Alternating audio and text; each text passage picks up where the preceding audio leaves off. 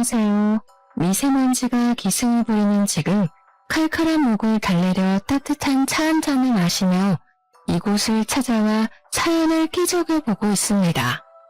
저는 지금 30대 중반으로 접어들고 있는 여성입니다. 답답한 마음에 이곳저곳을 기웃거리다가 이런 좋은 대나무 숲을 발견하게 되어 무척이나 설레고 있습니다. 이혼 사유 중에 경제적인 이유가 제일 크다고 하던데 저 또한 돈 때문에 이혼했습니다. 제 이야기가 어떻게 펼쳐질지 무척이나 궁금하시죠? 지금부터 제가 겪었던 그 기가 막힌 이야기를 시작해 보도록 하겠습니다. 저는 대학 동기의 소재로 다른 과에 진학 중이던 남자를 만나게 되었고 소개팅이라는 명목으로 연애를 하기 위해 만났던 자리는 아니었기에 친구로서 잘 지내고 있었습니다. 남녀 사이에 친구가 없다고는 하지만 그래도 이 친구와는 취미도 잘 맞고 대화가 잘 통했었기 때문에 호감 정도의 감정을 가지고 친구로 지내고 있었던 건 사실이에요. 대학을 졸업하던 시기에 운이 좋게 제가 먼저 취업을 하게 되었고 군대를 다녀오느라 복학이 늦어졌던 친구는 저보다 더 늦게 취업이 되었습니다. 더군다나 저는 정말 하늘이 도운 건지 뭔지 전공을 살려서 대기업에 취업을 당당하게 할 수 있었는데 친구는 학점 관리도 제대로 못하고 자격증도 따지 못하는 상황이었습니다. 막상 취업을 할 시기가 되니 발등에 불이 떨어진 상태로 이리저리 아무 곳이나 면접을 보게 되었고 결국에는 중소기업으로 취직을 하게 되었습니다. 제가 대기업에 취업을 한 이후 친구의 취업 준비를 돕고 같이 시간을 많이 보내다 보니까 저는 자연스럽게 호감이 연애의 감정으로 변하게 되었습니다. 하지만 선뜻 제가 만나자고 이야기를 할 수 없었던 게 친구는 취업이 가장 중요한 시기였고 대기업에 입사를 한 저에게 살짝 자격지심이 있었기 때문이에요. 제가 마음을 은근히 비치며 고백을 하자 본인이 대기업에 취직을 하지도 못했고 저랑은 수준에서 차이가 나는 것 같다면서 저와 연애는 못하겠다고 하더라고요. 그때 포기를 했었다면 제 인생은 달라졌을까요? 저는 오기가 생겨서 가지지 못한 그 친구를 가지고 싶다는 생각에 1년을 더 쫓아다니고 결국 연애에 성공을 하게 되었습니다. 연애를 시작하니까 좋더라고요. 저에게 보여주었던 자격지심도 많이 사라졌고 저는 남자친구를 위해 기꺼이 을이 되는 연애를 했습니다. 2년을 연애하고 제가 먼저 프로포즈까지 해가면서 결혼을 성공했습니다. 그만큼 제가 좋아했기 때문에 가능한 일이었다고 생각합니다. 결혼을 약속한 이후 당연한 수순으로 양가가 한자리에 모여서 덕담도 하고 가게의 상황을 나누는 상견례를 진행하게 되었는데 시모가 저에게 딱 그러더라고요. 예, 아가. 남자보다 돈 더 많이 번다고 콧대가 높으면 안 된단다. 넌 항시한 사람으로서 남편을 떠받들고 살아야 된다. 알겠니? 너가 좋은 회사에 다닌답시고 우리 아들 무시해서는 안 된다 이 말이야. 옆에서 시부도 고개를 끄덕끄덕거리면서 맞는 말 한다고 거드시는데 저희 부모님 표정이 순식간에 차가워지셔서 저는 이쪽 저쪽 눈치를 보게 되었습니다. 재아가, 우린 너희에게 거는 기대가 많단다. 아무리 요새 세상이 평등하다지만 아직도 시댁이랑 친정을 같은 선상에서 둘 수는 없단다. 알겠니? 항상 시댁 어른들을 깎듯이 모실 줄 알아야 해. 아직 결혼을 결정한 것도 아닌데 말씀이 지나치십니다. 남녀 평등한 사회 아닙니까? 누가 높고 낮음이 없는 사회라 이 말입니다. 그러니 양가에서 관심을 끊어주셔야지요. 시댁이 높고 친정이 낮다는 그런 말은 다 옛날 말입니다. 요즘 트렌드를 모르시네. 그러자 시부의 표정이 뚱하게 바뀌더니 아들이 둘도 아니고 하나밖에 없는데 그럼 며느리도 하나이지 않겠냐고 며느리한테 효도받고 싶다고 대놓고 말하셨습니다. 시모도 그게 뭐가 문제냐는 식으로 자기는 딸 같은 며느리를 원했다면서 앞으로 서로 잘 지내보자고 하셨어요. 그 말이 꼭 저에게 효도를 강요하는 것처럼 들리더라고요. 약간 분위기가 어색해지고 서로 불편한 공기가 흐르기 시작하자 남편이 거기서 수습을 한답시고 서로 효도하면 되는 거라고 한마디 덧붙이더라고요. 저희 부모님께서는 이런 집에 저를 시집 보내는 게 아무리 생각해도 마음에 걸린다면서 상견례 자리가 끝나자마자 저를 말리셨습니다. 하지만 저는 이미 남편에게 푹 빠져버린 상황이었고 너무너무 좋은데 뭘 어떻게 하겠습니까? 부모님 가슴에 대못을 박아버렸습니다. 무조건 결혼을 하겠다고 박박 우겼고 결국 저를 설득하기를 포기한 부모님께서는 당해봐야 정신을 차린다면서 제 뜻대로 진행을 해주셨습니다. 그렇게 삐걱거림으로 시작했던 결혼 생활은 생각보다 훨씬 더 행복했었습니다. 시작이 별로 좋지 않았었기 때문에 걱정을 하고 양가의 눈치를 보면서 시작한 신혼생활이었지만 남편과 계속 함께 지낼 수 있다는 게 행복하게 느껴지더라고요. 하지만 문제는 곳곳에서 터지기 시작했습니다. 제가 대기업에 다니고 있었기에 은행 대출이 훨씬 더 잘 나오는 상황이어서 제 이름으로 대출을 받았었습니다. 대출이 제 명의였기에 자연스럽게 신혼집 또한 남편과 상의 후 제 명의로 얻었는데 시댁에서는 그걸 걸고 넘어지시면서 난리를 치셨습니다. 세아가 지금 네 단독 명의로 집을 샀다는 말이냐? 부부가 합심해서 평생 살 집인데 왜 공동 명의를 하지 않고? 아버님, 그거야 당연히 제 명의로 된 대출이 실행되어서 그렇죠. 계약자 이름이 제 이름이고 또 돈도 제가 구한 게 맞고요. 남편은 괜찮다고 그랬는데 넌 눈치가 이렇게 없어서야. 대출이 잘 나오는 사람이 받는 건 맞지만 집 명의에는 남편 이름도 같이 넣었어야지. 그래야 우리 아들이 단단하게 길을 펴고 살지. 치사하게 꼴랑 단독명의로 샀다는 게 우리로선 어이가 없구나. 그렇게 시부모님은 명의 문제로 제게 호통을 치셨습니다. 저는 그때부터 살짝 의문이 들기 시작했죠. 그럼 뭐 빚은 제가 다 떠안고 재산은 남편에게 다 주라는 것인지. 저는 선의의 거짓말을 했습니다. 대출자 명의로 집을 사야 해서 어쩔 수 없이 제 명의로 두게 되었다는 식으로 말을 했습니다. 시댁에서는 다행히 부동산 관련해서 무지하신 건지 제 말에 깜빡 속아 넘어가 주셔서 다행히 잘 넘어갈 수 있었습니다. 그러다 결혼을 하고 처음으로 맞이하게 된 제 생일날이었습니다. 특별하게 보내고 싶다는 생각이 들어서 마음발의 준비를 했죠. 호캉스 패키지가 꽤 잘 나오는 시기여서 저는 남편과 호캉스를 갈까 싶어 제가 다니는 대기업 계열사 호텔에 할인까지 받아서 예약을 했답니다. 물론 호캉스 패키지만 예약하긴 아쉬워서 야경이 끝내준다는 호텔 레스토랑까지 예약을 전부 끝낸 상태였습니다. 남편과 룸을 체크인할 때까지는 아무 문제가 없었는데 문제는 밥을 먹을 때였어요. 레스토랑에 들어서자 직원이 묻더라고요. 예약자분, 혹시 5인 예약하셨는데 1인분은 아직 안 오신 걸까요? 저는 예약에 무슨 문제가 생긴 건가 싶어서 아니라고 2인이라고 대답을 했는데 오히려 직원이 당황하면서 5인으로 예약을 변경하지 않았냐고 되묻더라고요. 저는 놀래서 남편을 바라봤는데 다급하게 남편이 저 멀리 손짓을 하더라고요. 저기 오네요. 지금 막 도착했거든요. 네, 맞아요. 다들 예상하셨다시피 시부모와 신호까지 신나게 걸어오고 있더라고요. 우리가 좀 늦었나?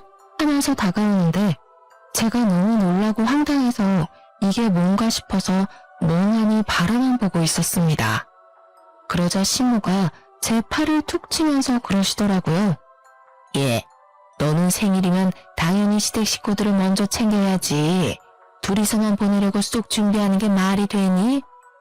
다른 사람 생일도 아니고 제 생일인데 남편이랑 둘이서 분위기 잡고 휴식을 취하려고 하는 게 잘못된 일인가요? 거기다가 그걸 방해하러 온 시댁 식구들까지 이해가 가질 않았습니다. 제가 너무 어이가 없어서 남편을 빤히 쳐다보고 있었는데요. 남편이 웃는 얼굴로 저한테 이렇게 말하더군요. 당신 생일인데 특별하게 다 같이 모이면 더 좋잖아. 함께 보내는 생일이 더 기억에 남는 법이지. 우리 부모님도 동생도 호텔 구경시켜줄 겸 당신 생일도 축하해주고 완전 일석이조잖아. 이런 멍청한 남편의 말 한마디에 숨이 턱턱 막히기 시작했습니다. 이왕 이렇게 된 거 밥만 먹고 피곤하다는 핑계로 빨리 헤어져야겠다 생각을 하고 있었는데 망한 신우가 어이없는 소리를 하더라고요. 언니, 이 호텔 수영장이 그렇게 유명하다면서? 무슨 인피니트 풀이 어쩌고 하던데. 그래서 나 수영복 챙겨왔잖아. 내일 아침에 수영하고 조식 먹고 체크아웃하면 딱이겠다. 그치? 아싸, 너무 재밌겠다. 여기 비싸서 평소에 와보고 싶었는데. 시아미 땡큐. 그제야 신우를 보니까 짐을 산더미처럼 들고 왔더라고요. 남편이 우리가 호캉스를 하기로 했다고 말을 한 건지 신나서 방방 뛰는데, 아니 제 생일인데 도대체 왜 신우가 수영하고 노는 꼴을 봐야 하는지, 그 뒤치다거리를 왜 제가 해야 하는지 진짜 기가 막혔습니다. 다른 말도 아니고 제가 결혼하고 처음으로 맞이하는 생일날이었는데요. 게다가 그 비싼 호텔 레스토랑 식사값을 시부모가 계산해 준 것도 아니었습니다. 뻔뻔하게 저한테 잘 먹었다, 생일턱 아주 제대로 쏘는구나 하면서 하하호호 하더라고요. 남편은 저한테 계산하고 오라고 등 떠미는데 생일 내내 두통이 가시질 않았어요. 저한테 생일 선물을 준 것도 아니고 제가 왜 시부모의 밥값까지 계산을 해야 되는지 아무리 생각해도 납득하기 힘들었습니다. 이런 게 빨대 꼽힌 건가 싶더라니까요. 심지어 시부모님이 호텔 구경하고 싶다면서 제가 예약한 룸까지 따라 올라오는 게 아니겠습니까? 점점 가관이구나 싶어서 어디까지 하는지 지켜보고 있었습니다. 당연히 남편과 둘이 보낼 생각이었기 때문에 더블 침대가 하나 있는 방을 잡았는데 방 구경을 하던 시모가 그러더군요. 얘는 방을 잡아도 이렇게 작은 방을 잡았어? 우리는 잘 곳도 없겠네. 그냥 가야겠다. 다음에는 큰 방으로 얻어서 다 같이 지내자. 알겠니?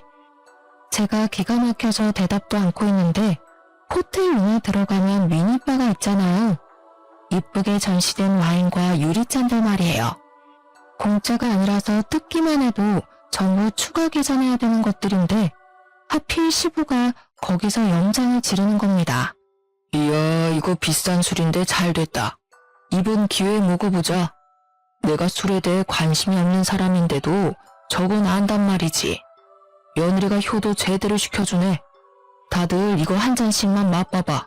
이게 얼마나 맛있냐면 거기서부터 시작이었습니다. 시부가 잡아든 술은 위스키였어요. 꽤 독한 술인데도 냅다 열어서는 와인잔에 콸콸 따라서 한 입 털어 넣더라고요. 두 눈을 의심했습니다. 그게 얼마나 비싼지 예상이 안 돼서 손이 달달 떨려했어요. 아버님, 그거 다 돈 내고 마셔야 하는 건데 그렇게 뜯어버리시면 어떡해요? 참다 제가 한마디를 했더니 시부가 두 번째 잔을 따르면서 껄껄 웃는 겁니다. 대기업 다니는 우리 며느리 생일인데 당연히 이 정도는 며느리가 쏘는 거 아니냐? 효도가 별거야? 이런 걸로 하는 거지. 아무튼 우리 며느리 한 잔만 하고 갈 테니까 쉬어. 그러더니 그 자리에서 한 병을 모조리 다 마시는 게 아니겠습니까? 그 술을 다 마실 때까지 시무는 자기 침대처럼 저희 부부가 사용할 침대에 씻지도 않고 누워서 휴대폰 게임을 하고 있었고요. 시무는 TV 채널 돌리면서 이게 재밌네 저게 재밌네 내내 남편 붙잡고 이야기를 하고 계셨습니다. 저는 난장판이 되어버린 호텔룸을 보면서 좌절과 절망을 고스란히 느끼고 있었고요. 술을 끝까지 드신 시부는 취한 것 같다고 운전을 못하겠다고 하시더라고요. 생각해보니 시부가 차를 끌고 왔는데 냅다 술부터 드시고 본 거죠. 저는 대리를 부르려고 했는데 시부가 자기 차를 남에게는 못 맡긴다면서 남편에게 데려다 달라고 하는 게 아니겠습니까? 그런데 진짜 우리 남편도 경우가 없긴 매한가지였네요. 시부한테 차키 달라고 하면서 대리비도 아까운데 자기가 데려다 주겠다고 시부모를 챙겨서 나가는 게 아니겠습니까? 그리고 신우는 도대체 왜 버티고 있는 건지. 결국에는 저랑 신우랑 둘이 덜렁 호텔에 남겨졌고 신우가 씻고 오겠다고 하길래 그냥 자포자기한 심정으로 휴대폰을 만지고 있었는데 신우가 화장실에서 나오질 않더라고요. 뭘 하고 있길래 이렇게 오래 걸리냐고 했더니 글쎄 호텔 측에서 저희 부부에게 패키지 선물로 준 입욕제가 있었는데 그걸 욕조에 풀어서 반신욕을 하고 있더라고요. 그 입욕제가 아까웠다기보다는 저 쓰라고 준 건데 당당하게 자기가 반신욕을 하고 있으니 화가 머리 끝까지 차올랐습니다. 그리고 불난집에 기름을 콸콸 쏟아부은 것은 다름 아닌 남편이었습니다. 막상 시댁에 도착하고 나니까 너무나도 피곤하다면서 시댁에서 자고 다음날 아침에 호텔로 가겠다고 연락이 오더라고요. 저는 남편과 분위기를 잡고 밤새 미래에 대한 이야기를 나누며 생일을 축하받고 싶었거든요. 정말 최악의 하루를 맞이해야 했습니다. 졸지에 저는 생일에 신우와 함께 호캉스를 즐겼고요. 미리 말했던 대로 아침 7시부터 일어나서 유난을 떨던 신우는 정말 수영을 하고 온다며 나갔습니다. 아침부터 화장한다 옷 고른다 하면서 룸을 뒤집어 엎고 다녀준 덕분에 저는 잠도 못 자고 혼자 룸에 남아서 신우를 기다려야 했습니다.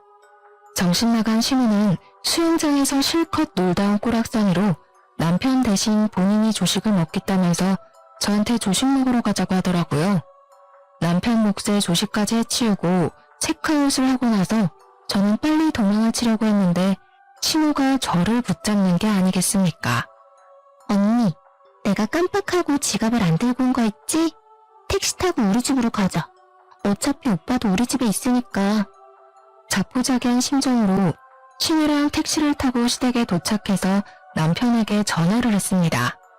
시댁에 발을 들이고 싶지 않아서 나오라고 했더니 저한테 잠깐 집에 들어오라고 시부모님한테 인사는 하고 가야 하지 않겠냐고 하더라고요. 그래도 여기까지 온 거 인사만 드리고 가야겠다 싶어서 시댁에 발을 들였더니 시모가 저한테 점심은 먹어야 하지 않겠냐고 물어보았습니다. 저는 집에 가서 남편이랑 밥을 먹을 생각이었지만 시댁에서 먹고 가는 게 편하겠다는 생각이 들어서 네, 먹어야죠. 그랬더니 시모가 저한테 그럼 밥을 차리라는 겁니다. 며느리가 해준 밥상 얻어먹어보는 게 소원이었는데 이렇게 이루어지네.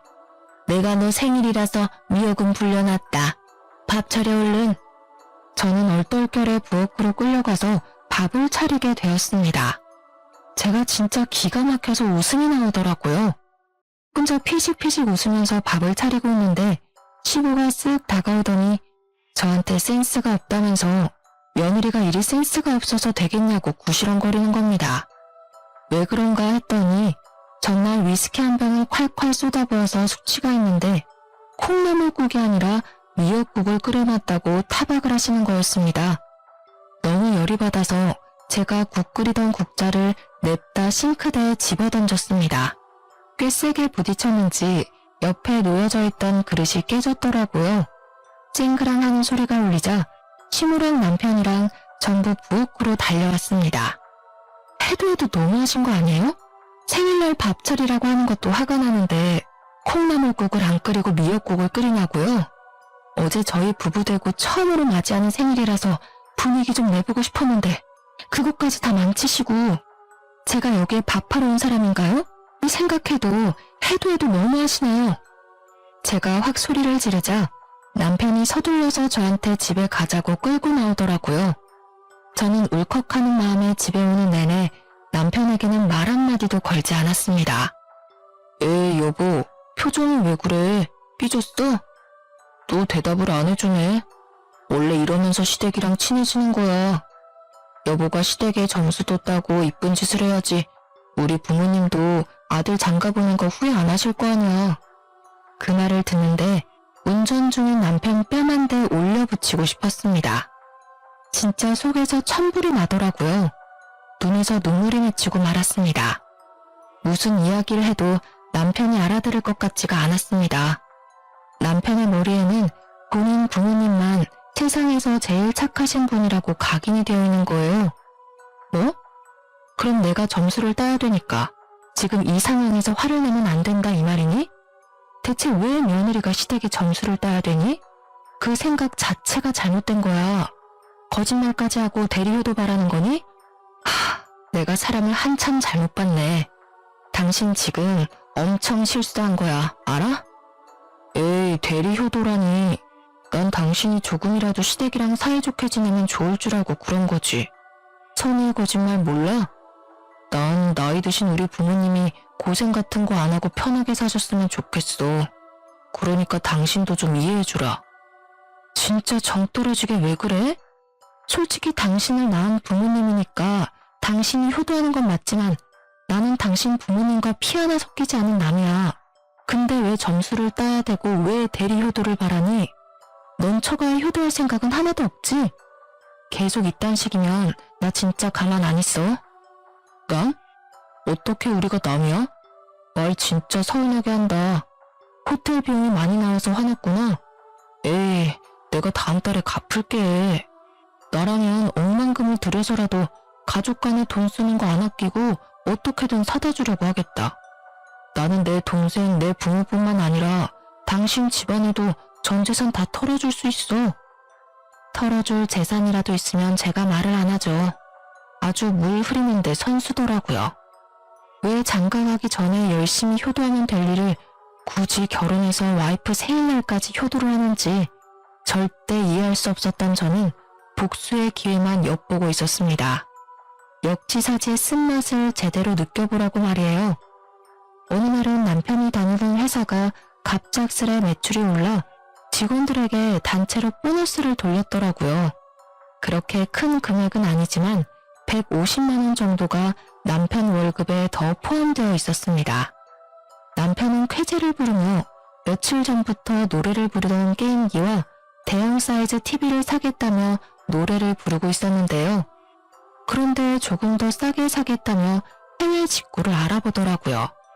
저는 게임에도 관심이 없고 화질 좋은 TV에 대해서도 관심이 없어서 얼마나 비싼지 몰랐거든요.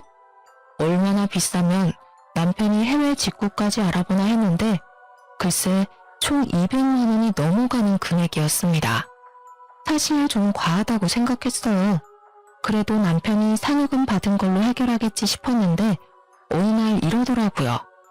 내가 옛날 자취할 때부터 꼭 이루고 싶은 로망이 있었거든. 바로 게임방을 만드는 거지. 우리 창고방으로 쓰고 있는 작은 방 말이야.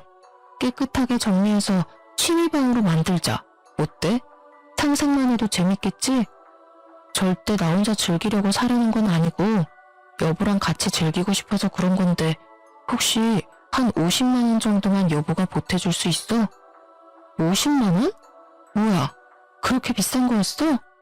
그냥 좀 저렴한 게임기 사면 안 될까? 아니야.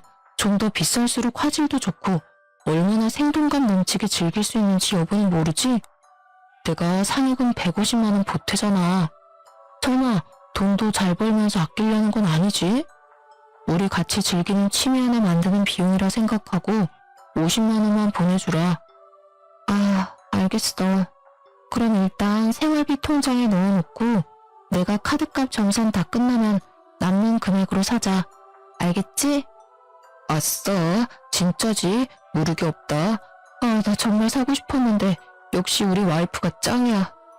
그렇게 며칠이 지났습니다. 제 월급에서 떼어낸 50만 원이 합쳐지고 생활비 통장에 총 200만 원이 모이자 남편은 3일 동안 각종 구매처를 꼼꼼하게 비교해보고 있더라고요. 그런데 때마침 시모가 제게 연락이 왔는데요. 얘야, 다른 건 아니고 말이야.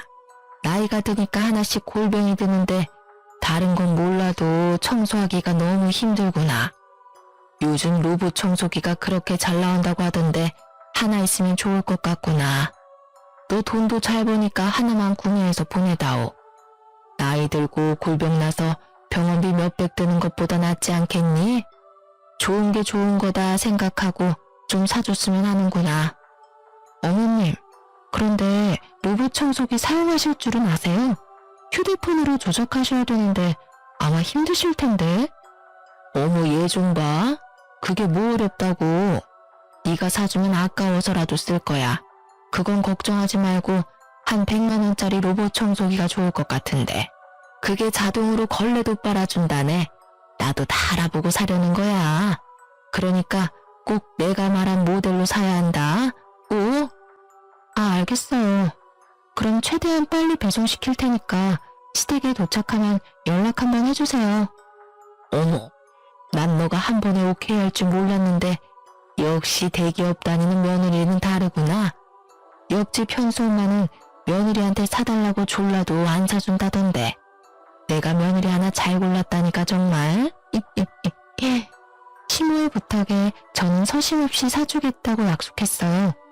당연 남편이 받은 상여금을 쓰려는 생각으로 약속한 거죠. 때마침 역지사지를 제대로 보여줄 기회라고 생각했거든요. 어찌나 상상만 해도 통쾌하던 줄. 일부러 남편이 먼저 결제할까봐 미리 선수 쳐서 로봇 청소기를 결제했네요. 그리고 이틀 만에 제가 구매한 로봇 청소기가 배송되었다며 사진을 찍어서 보내왔더라고요. 물론 고맙다며 전화까지 왔고요. 때마침 남편이 퇴근해서 집에 와 있었고 남편도 들을 수 있게 통화 소리를 키워서 통화했죠. 예, 흠집 하나 없이 잘 도착해서 딸 도움받아서 어플까지 다운받고 쓰고 있단다. 세상 정말 좋아졌다니까. 이제 구역 정해놓으면 이게 알아서 막 청소를 시작하는데 아주 내 속이 다 시원하구나. 이제 허리 아프게 바닥 청소 안 해도 돼서 친구들이 날 얼마나 부러워하는지. 아니, 이게 다 너 덕분이구나. 어머, 그래요? 다행이네요. 그런데 그거 제가 산 거 아니에요. 남편이 회사에서 이번 달 보너스 받은 걸로 산 거예요. 남편이 효도하고 싶다고 선뜻 사자길래 최고로 비싼 모델 사드린 건데 마음에 드세요? 뭐? 우리 아들이 샀단 말이니? 아니, 넌 돈도 잘 버는 애가 왜 돈을 아끼고 그러니? 난 너한테 사달라고 그랬지 우리 아들한테 사달라고 한 적 없잖니. 어머, 어머님도 참? 허리가 안 좋아서 청소하기 힘들다고 그러셨잖아요. 이럴 땐 자식 된 도리로 응당 필요한 거 사드려야죠. 제가 마침 대출금 낸다고 모아둔 돈이 한 푼도 없어서 남편 상여금 받은 거 좀 썼어요. 그래도 청소기 만족하시죠? 아유, 이거 이미 뜯어서 환불도 안 될 텐데 내가 며느리 장난에 당했구나. 다음에 절대 그런 짓은 하지 말거라. 알겠니? 끊는다. 그렇게 통화를 마쳤더니 남편이 저를 빤히 쳐다보더라고요. 속으로 설마 그 돈을 다 썼어? 하는 표정으로 말이에요.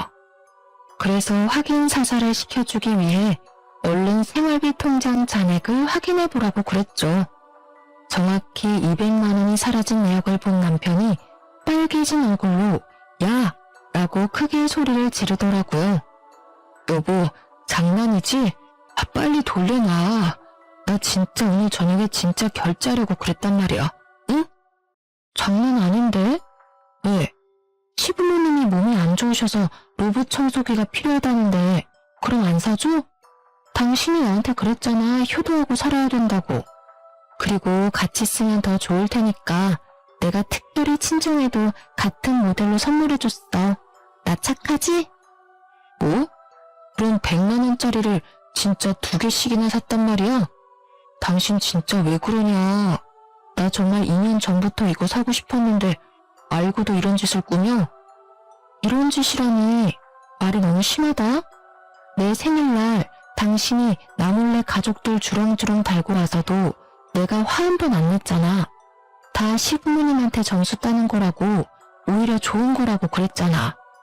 그리고 친정 부모님도 쓰고 다 같이 쓰면 더 좋잖아. 아니야? 우리 부모님도 사위가 사주는 거라고 하니까 얼마나 얼굴이 환해지던지 당신이 봐야 된다니까. 특별히 내 돈도 50만 원 보탠 거니까 너무 억울해하지 않아도 돼. 당신 참 속 깊은 사위라고 친정에도 점수 따게 해줬으니까. 나한테 오히려 좋아야 되는 거 아니야? 아니, 그건 그 뜻이 아니라고. 시댁에만 잘하면 되지. 꼭 처갓집까지 똑같이 사주냐? 너 저번에 호텔에 가족들 데려간 걸로 나한테 안 갚음하려고 그런 거지? 와, 내가 속았네, 속았어. 완전 사기 결혼 당한 기분이야. 뭐? 지금 사기 결혼이라고 그랬니? 그럼 나는 어떻겠어? 난 내 생일날에 시부모님 모시면서 쓰지도 않아야 될 돈 써가며 효도했는데 이건 사기 결혼 아니야? 역지사지 당해보니까 얼마나 잘못했는지 이제 좀 알겠냐? 난 너가 엄청난 효자라서 이런 건 웃으면서 가볍게 넘어갈 줄 알았는데 게임기 하나에 억울해서 사기 결혼이니 뭐니 운운하는 거 보니까 꽤 어이가 없네. 끝까지 효자 컨셉으로 갈 거면 겨우 이딴 일로 억울해하지를 마.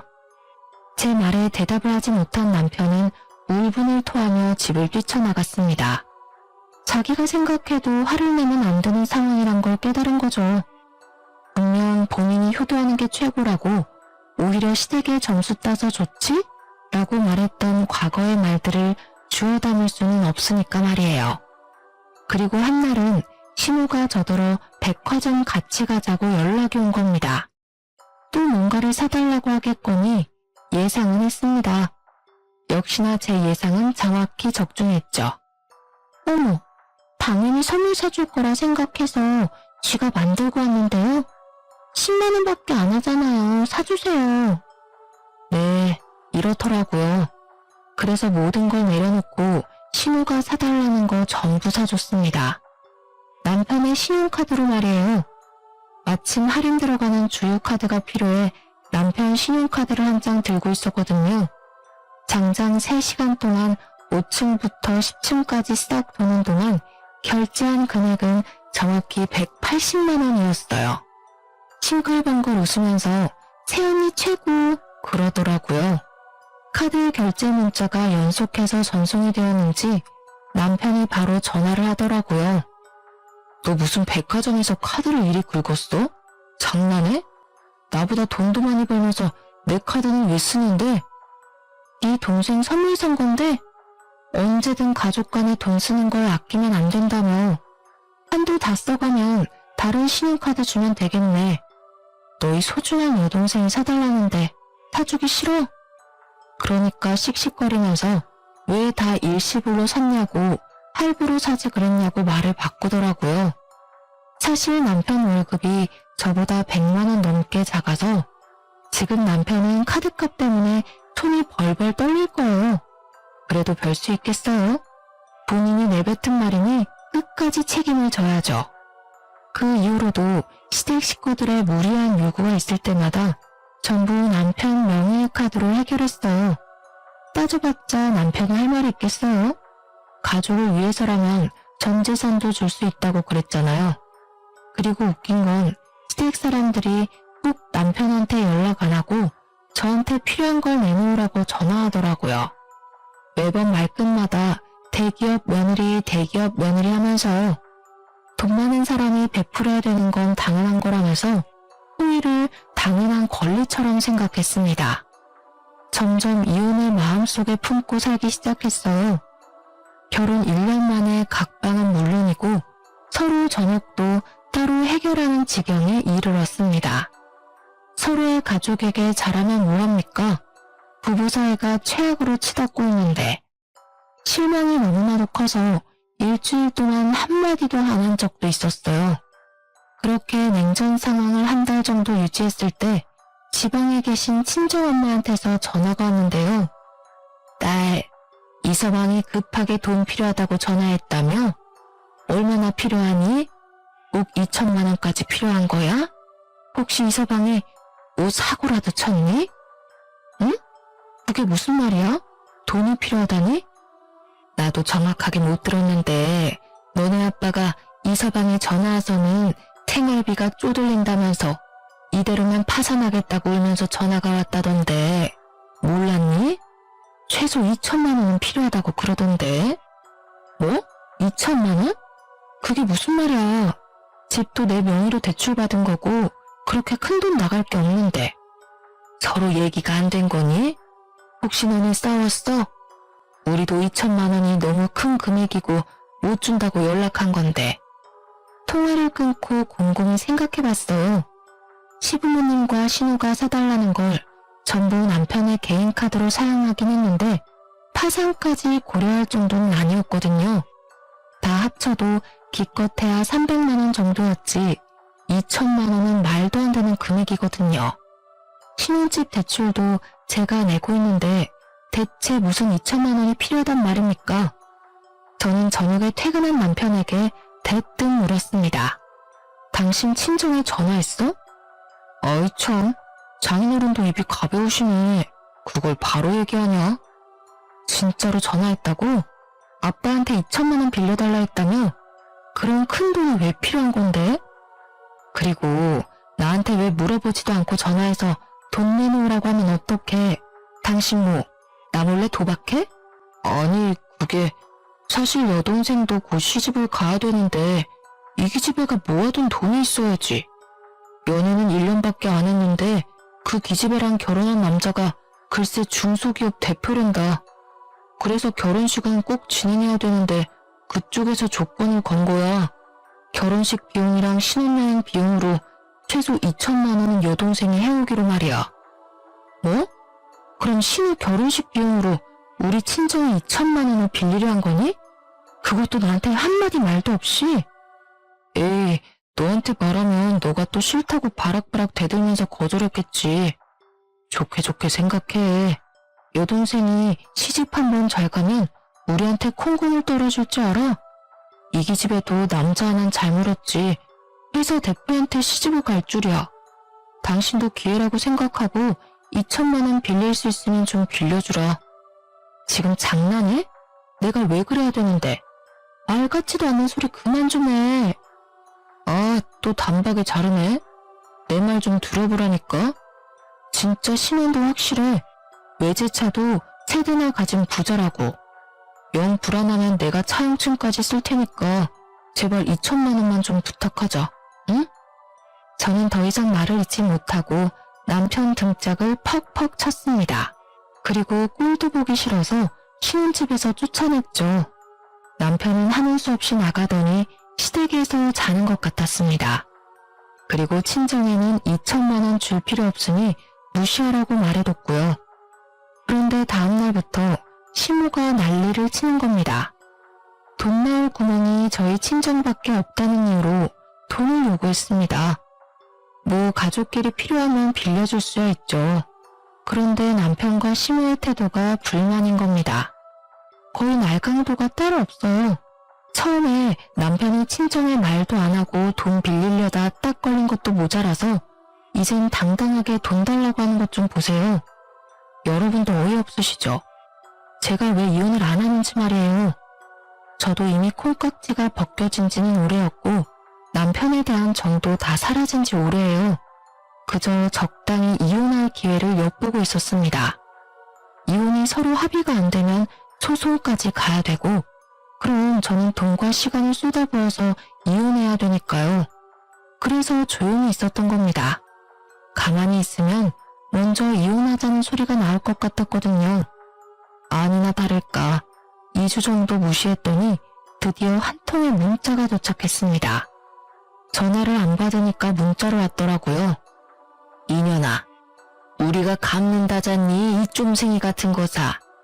사돈은 가지고 있는 농지만 팔아도 2천만 원 충분히 만들 수 있지 않니? 그런데 왜 안 빌려줘?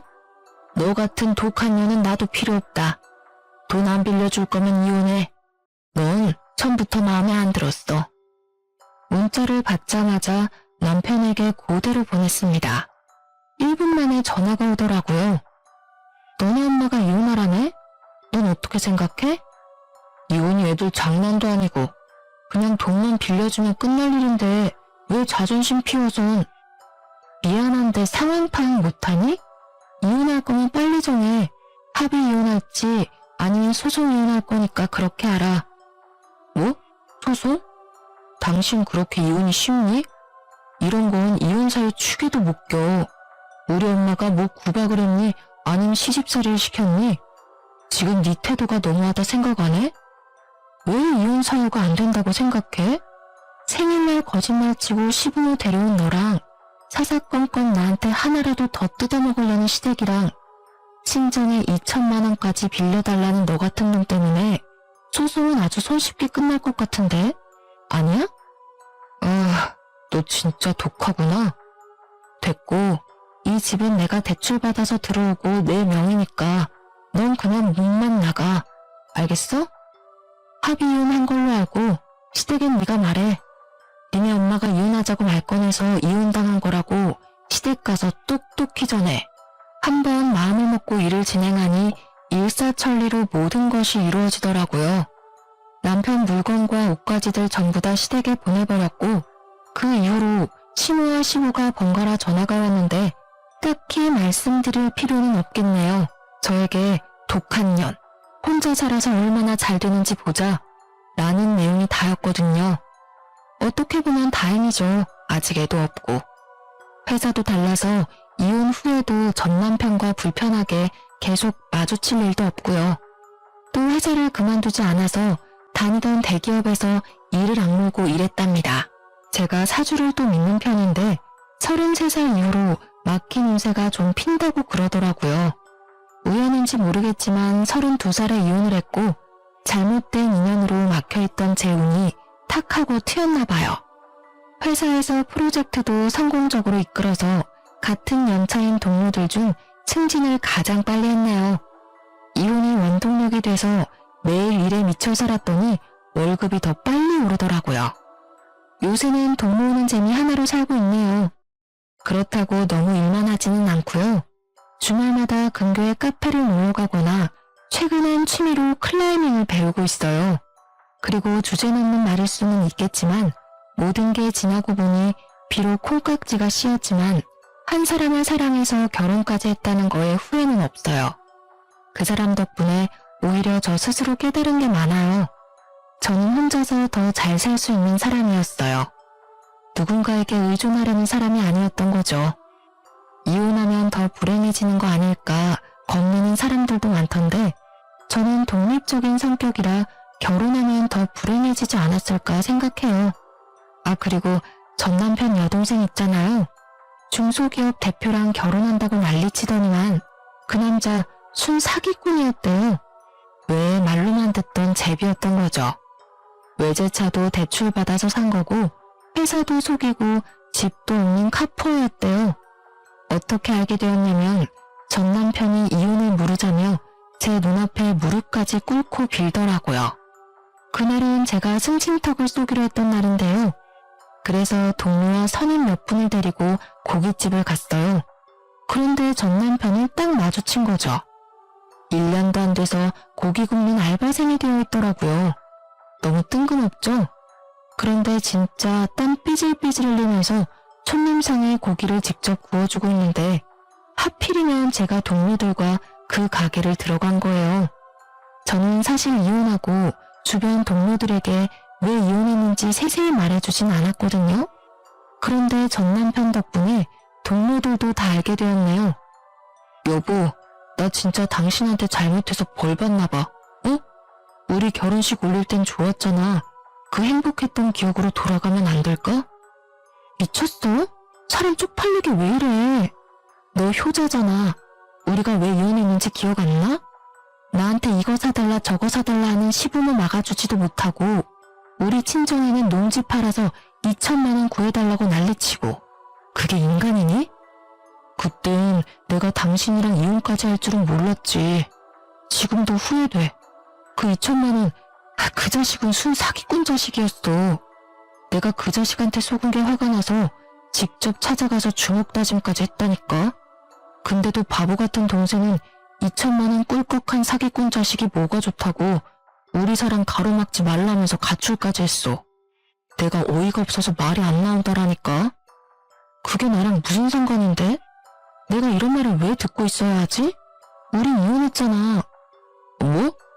그러니까 독한 년은 이악 물고 이혼해서 잘 먹고 잘 살고 승진도 했는데 네 꼬라지는 그런 것 같지는 않네. 뭐 빈대 같은 니네 부모님 감당하려니까 똥구멍이 아주 찢어지겠지? 어쩌냐? 넌 평생 망해가는 너네 집안의 튼튼한 기둥으로서 더 열심히 돈 벌길 바래. 사람들 앞에서 창피하지도 않은지 무릎까지 꿇더라니까요. 전 남편을 뒤로하고 사장님한테 다가가 직원 교육 다시 시키라고 말하고 나왔네요. 그리고 동료들 데리고 다른 가게 가서 먹었어요. 여러분들도 이런 결말을 혹시 예상하셨나요? 앞으로 제가 혼자의 몸으로 헤쳐나갈 일이 많겠지만 다시는 연애나 결혼을 선택하진 않을 듯 싶어요. 다른 사람을 위해서가 아닌 저 스스로를 위해 오늘도 열심히 살아가고자 합니다. 지금까지 긴 사연 들어주셔서 감사합니다.